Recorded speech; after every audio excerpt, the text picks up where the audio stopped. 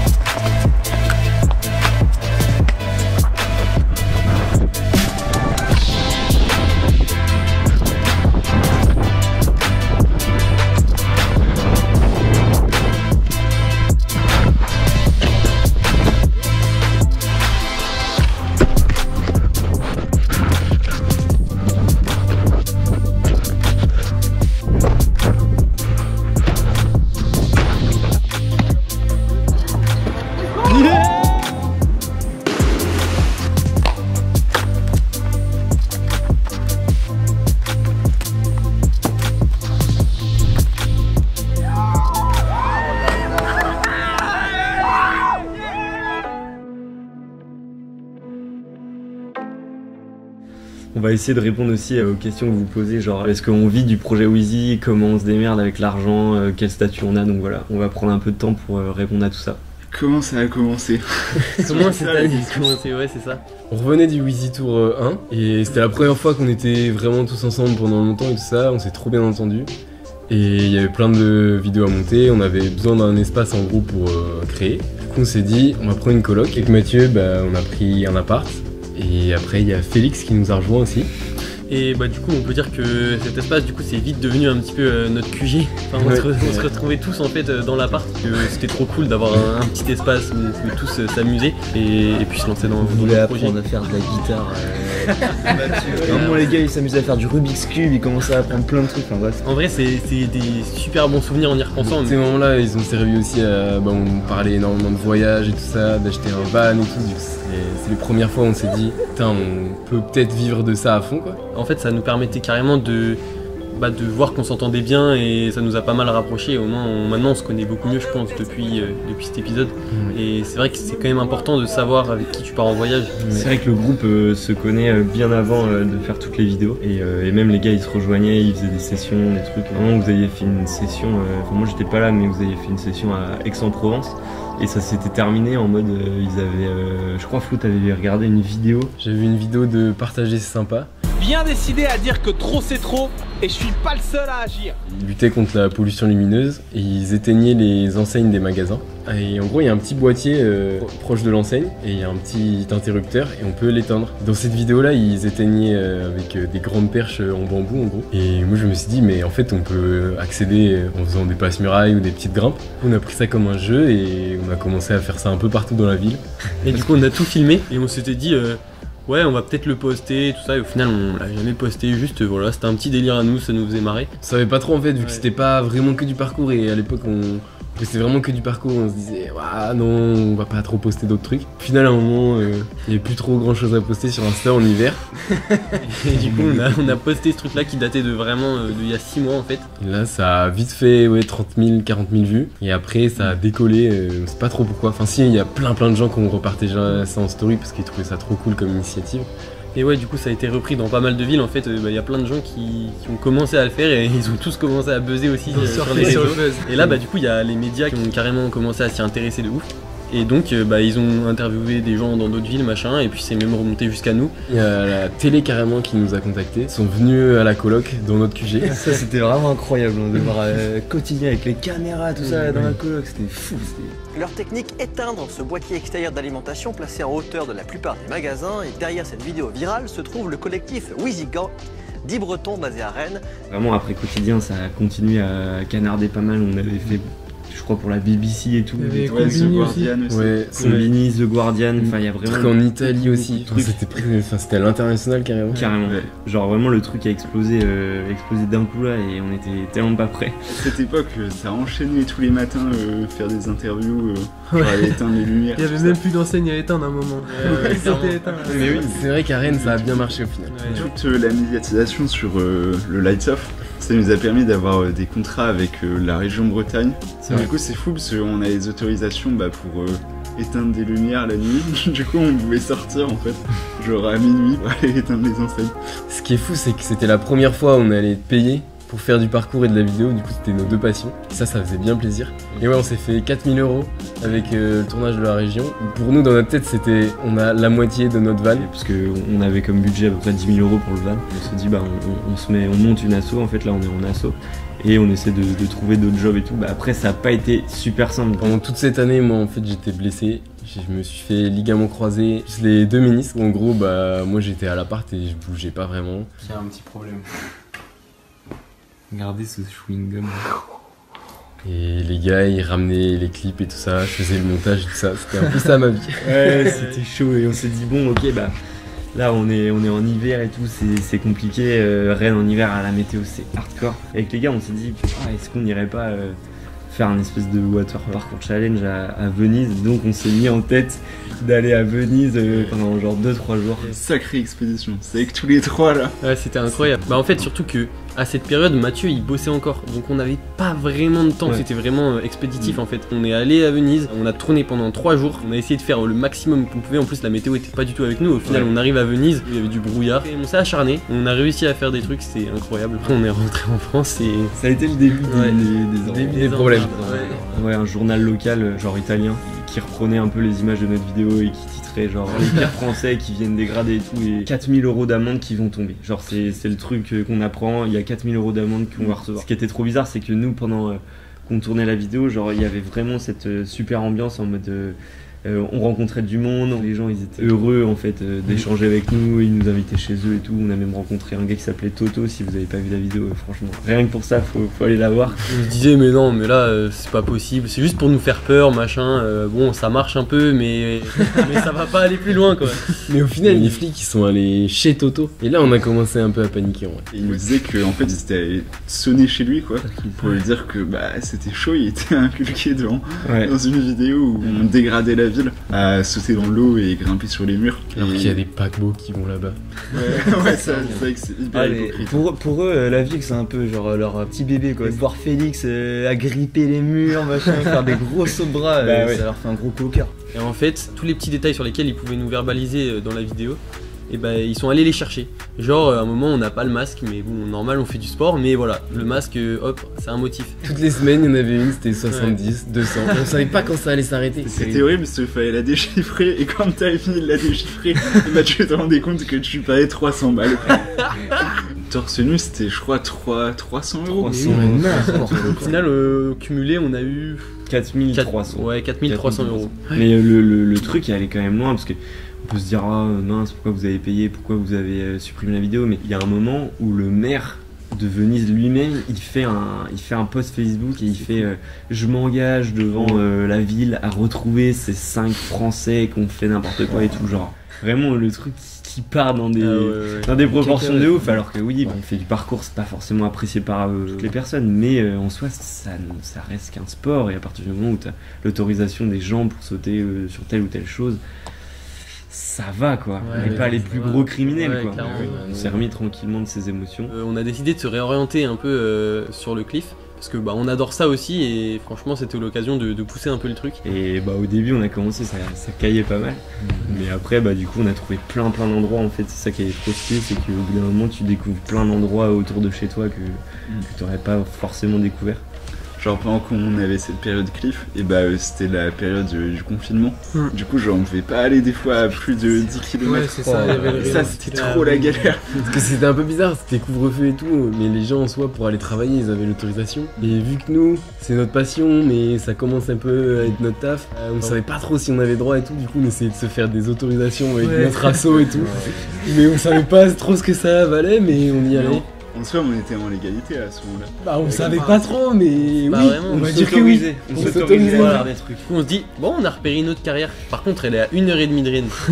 On s'est retrouvé à aller dans cette carrière qui était incroyable d'ailleurs au passage. Ça s'est fini avec une petite mésaventure, on s'en doutait un petit peu. Pile au moment où on termine la session, il y a les flics qui arrivent et là, bah ça joue les cow-boys dès le début. Tu En vois. fait, on lui a dit que c'était notre métier, du coup, on avait l'autorisation, tout ça. Et du coup, il voulait même voir les revenus YouTube Ouais. pour lui montrer qu'on gagnait de l'argent. Et enfin, Ouais. c'était un peu bizarre à ce moment-là. Et là, il a vu quoi? Il a vu peut-être 400 balles. Il a vu qu'on était 10. Il a dû se dire, il y a un petit problème, mais bon. Ils doivent pas en vivre beaucoup. Et bref, ça négocie. Il y a Léo qui lâche un petit corps que ça leur plaît bien.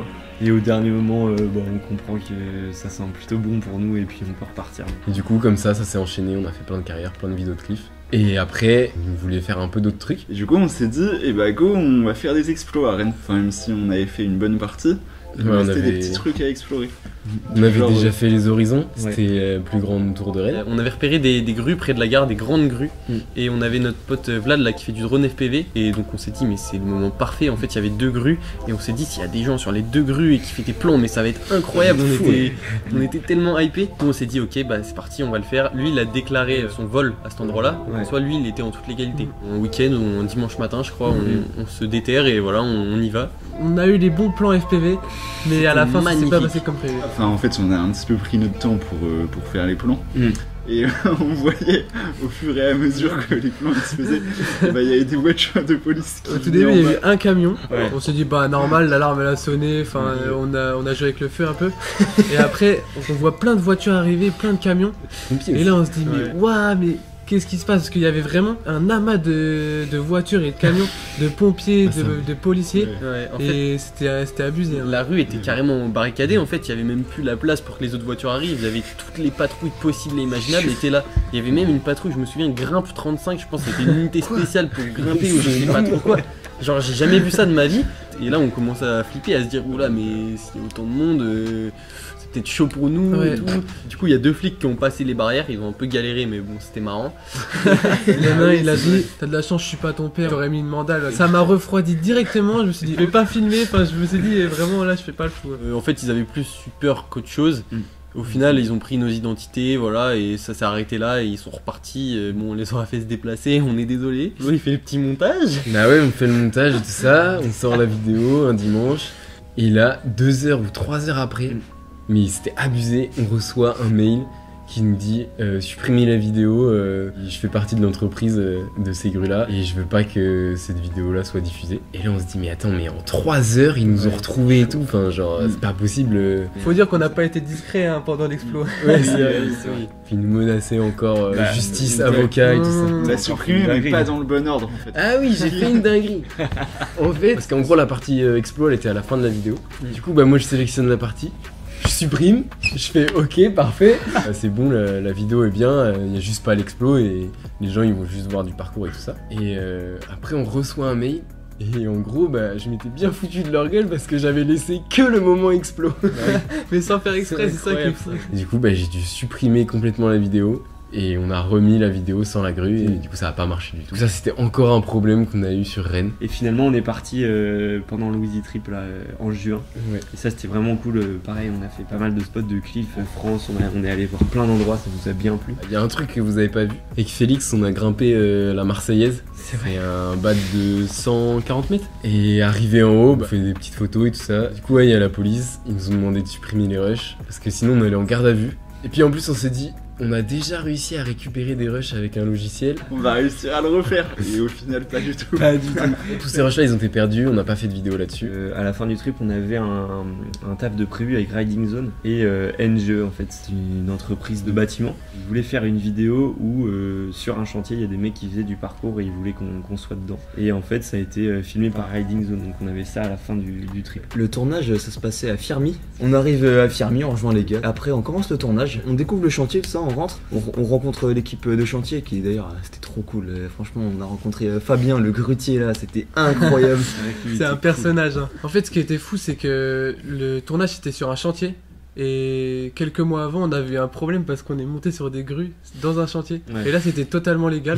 Du coup, on pouvait faire un peu ce qu'on voulait. Et à un moment, justement, on s'est attaqué à la grue qu'il y avait sur le chantier. Il y avait Fabien, un gars là, du chantier qui maniait les grues. En fait, il était en bas avec une espèce de télécommande et normalement, il attendait un petit peu les informations de comment on va faire le plan parce qu'il y avait des gars, des réals de Riding Zone, donc ils disaient ok, maintenant tu déplaces le truc et tout. Et au bout d'un moment, en fait, il prenait tellement la conf qu'il voulait trop, je sais pas, bouger la grue encore plus vite et tout. Il disait encore plus vite les gars, ouais, je peux faire plus vite, hein, je peux faire plus vite. On était là, non, c'est bien, Fabien, c'est bien. Et puis au bout d'un moment, genre, il oublie que Félix, toi t'es tout en haut en fait. Ouais, moi j'étais sur une petite nacelle en haut qui bougeait au long de la flèche et j'étais debout là-dessus. Et à un moment, du coup, moi je recevais pas toutes les informations. Et à un moment, il décide de mettre un coup de gaz. Et la nacelle, ça allait pas hyper vite. Et moi, j'étais debout dessus. Et en vrai, j'aurais pu tomber quoi. En fait, je voulais absolument tester les joysticks. Genre, il a voulu tester toutes les vitesses.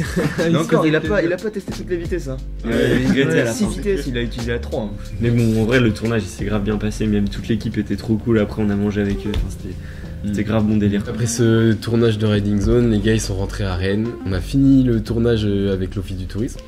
Du coup, ça c'était bien cool. On s'est refait 4000 balles. Et les gars, vous avez passé votre bac. Jérémy, en fait, pendant l'année, il était encore en course, pour ça qu'il était pas tout le temps là, qu'il était pas là à Avoriaz, du coup, il a passé son bac. Moi, je l'ai fait un peu différemment. On va dire que j'ai arrêté les cours un peu plus tôt. J'ai arrêté à 16 piges. Ouais, j'ai arrêté 17, et je me suis inscrit au bac. Enfin, c'était un peu une blague à la base, mais je me disais que je pouvais quand même l'avoir. Du coup, j'ai passé mon bac en candidat libre et voilà, je l'ai eu. T'es vraiment le boss. Il est chaud.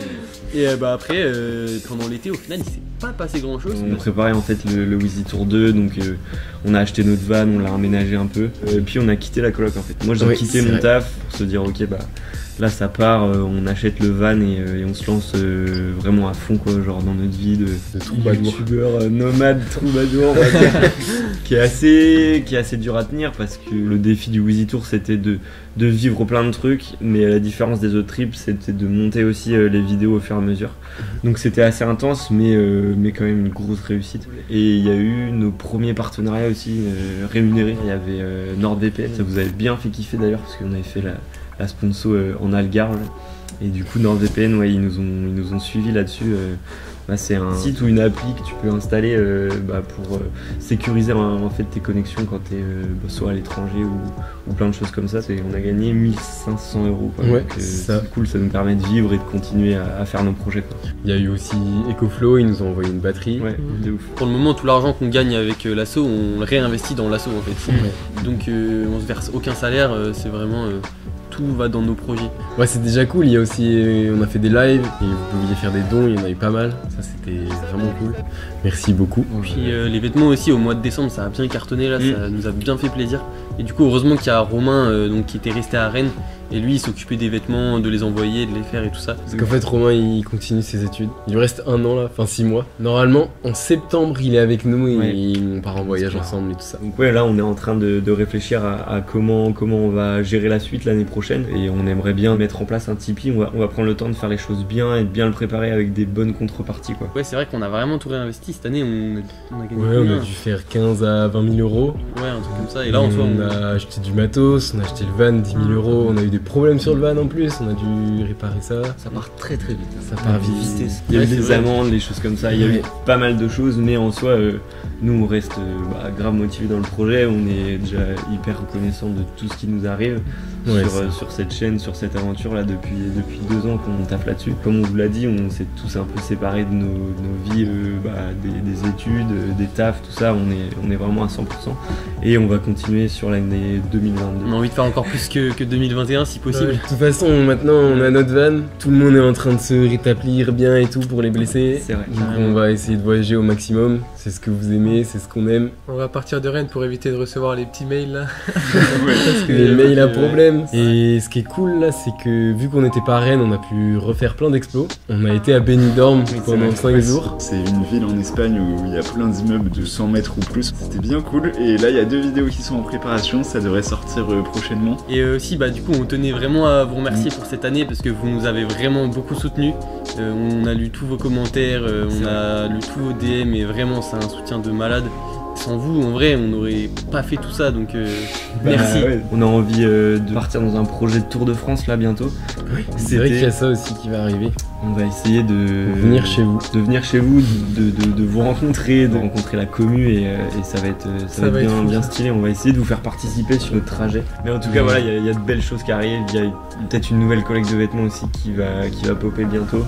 On va repartir en trip normalement direction l'Italie si c'est pas fermé, si les frontières sont pas fermées. En tout cas, merci beaucoup. C'était notre récap de l'année 2021 et puis répondre aussi aux petits questionnements de savoir si on vivait de tout ça, du projet Wheezy et tout. On espère que en tout cas ça vous plaît. Nous, on prend un sacré plaisir à faire ces vidéos, à être entre potes.